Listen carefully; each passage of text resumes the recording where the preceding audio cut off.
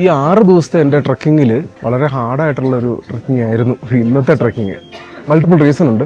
അതിൻ്റെ ഒരു പ്രധാനപ്പെട്ട കാരണം ഇന്നലെ രാത്രി ഉറങ്ങാൻ ഇത്തിരി ബുദ്ധിമുട്ടുണ്ടായിരുന്നു.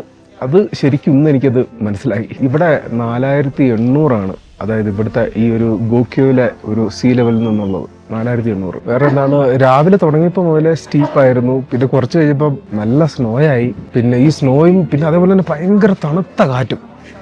അപ്പം ഇതെല്ലാം കൂടെ ആയപ്പോഴത്തേനും നമ്മളാകെ മുമ്പോട്ട് നടക്കാൻ ഒട്ടും വളരെ പ്രയാസമായി പോയി. അതൊക്കെയാണ് ഈ ഒരു ഡേ 6 പറ്റി പറയാനുള്ളത്.